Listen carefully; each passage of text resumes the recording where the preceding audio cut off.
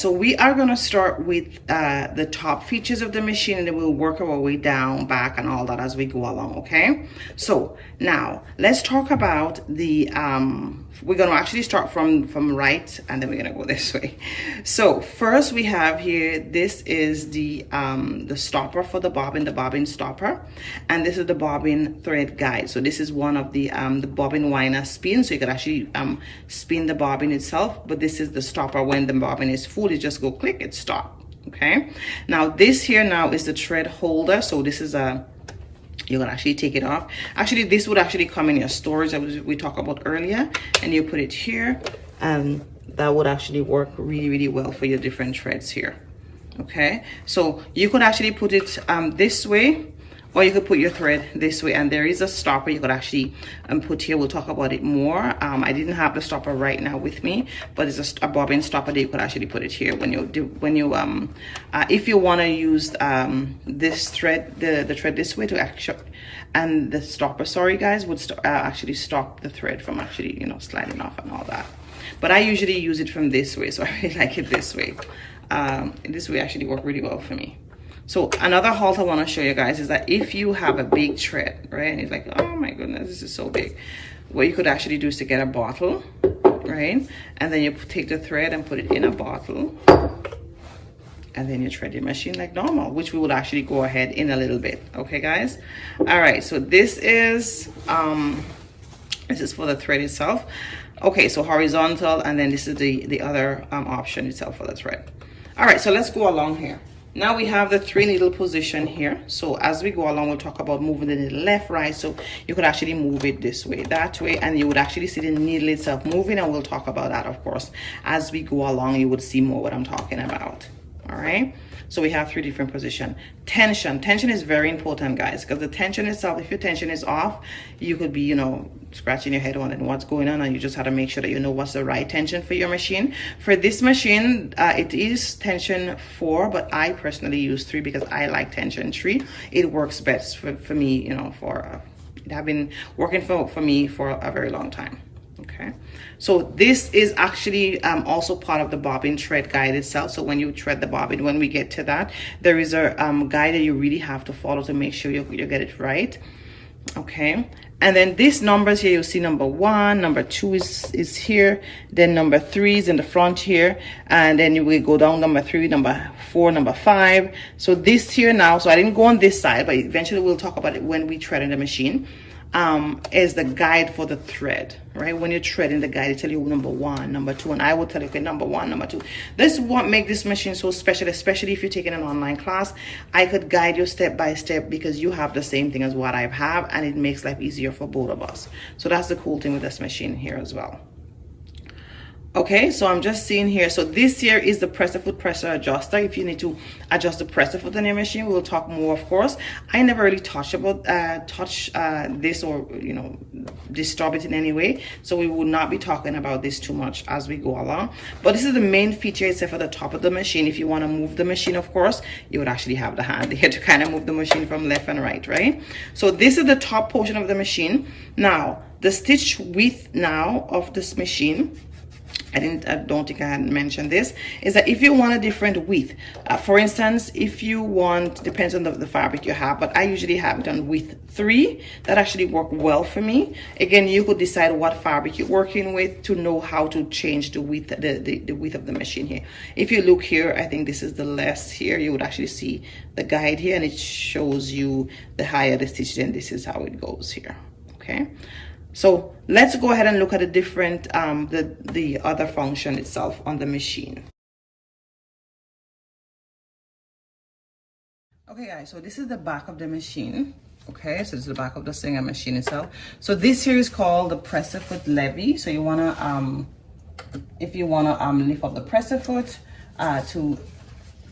to make sure that you lift up your stitch, so to start your stitch itself, sorry guys. So to ensure that you start your stitch, it is called the presser foot lifter. So you want to lift it up nicely like this, right? And you lift it up gentle. One thing I always tell my students, never just lift it up, never just lift it up and just bring, like I'm gonna make a sound, you don't want to do that, okay guys? You want to nicely, gently, because the gentler you are with the machine is best for you and of course for years to come, right?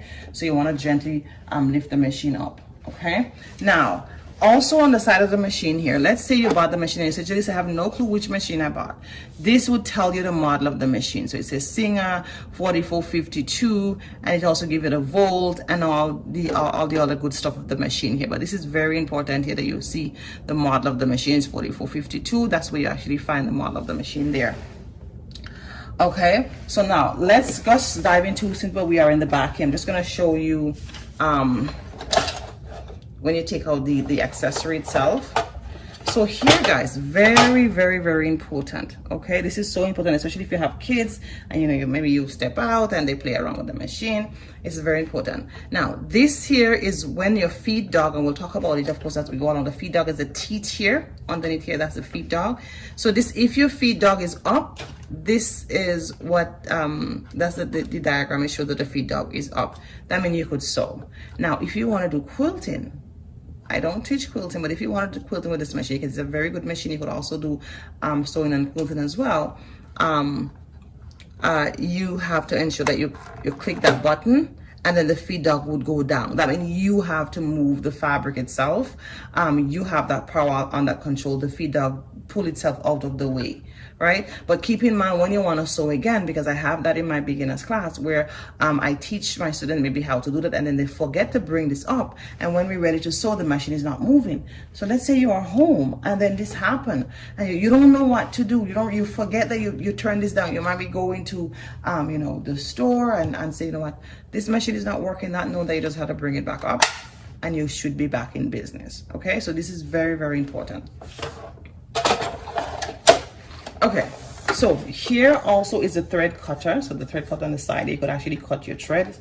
It's really, really cool. Let me just do this for you. So once you finish your stitch, you just cut your thread. So it's a thread cutter. You have to cut the thread nicely there. Okay, so as we're here now, I'm just gonna show you the needle plate cover is right here. So we're gonna, and let me show you here, just gonna put it back here. So the needle plate cover, if you want to just open the needle plate cover, there's an arrow here. You see, you just fly up and then you take the bobbin off, right? Either the needle plate cover or the bobbin cover, either way. And in order to put the bobbin back, which we'll do, there is a guide on the plate here, would kind of help you guide you to how to put the bobbin back. But again, we'll go over it in a little bit. So this here now is the presser fit, right? So this presser fit is very easy to come out, guys. Just check this out. You squeeze this here, everything come out. Voila, very easy. You bring it to put it back up, let me make sure. Then you squeeze this back, you open the door. So remember, when you squeeze this in, the door open, you push it back up, and then you release, the door close. So it's very, very easy to actually change the feet here. Okay, all right, so these are some of the features of the machine. Let me just turn it to the side here now. So this is if you want to do a different, like if you want a button stitch dial. I don't really touch this, I just leave it as it is. But you could actually go ahead and I think you use a coin and you could move it different way. Then that's also talk about the buttonhole stitch here. So you can see here, I just leave it as, you know, whatever it comes with. Then this is the power and the light switch. You want to put the power on, you want to put it off. And then this is the main plug itself for the machine. So if you have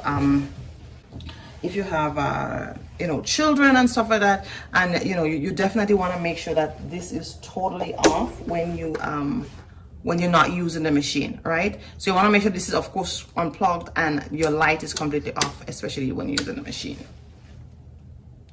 Especially when you're not using the machine, guys, sorry. When you're not using the machine, you want to make sure that your power light is off and of course your plug is unplugged, because you know, you want everything to be saved. Okay, so this here now is your hand wheel. So this guy's gonna be your friend when you want to bring the needle down, right? When you want to bring the needle down, you turn it, and always turn it towards you. That's one of the hints here, and I want you guys to always remember, always turn the hand wheel towards you. Never turn the hand wheel this way. It's very easy to do, but always get into the habit to turn the hand wheel this way, okay? That's would really, really help your machine very, very well. Okay, so Okay, so this is your your presser foot. That's your gas itself as you go, and this would be your friend because you would learn how to control the presser foot, especially if you're using you know, you're going to this for the very first time. To control the presser foot is very, very important. Okay, so that would of course be on the floor. Just wanted to show you, and then we will plug. We'll use our, you know, our plug here to kind of plug it on, right?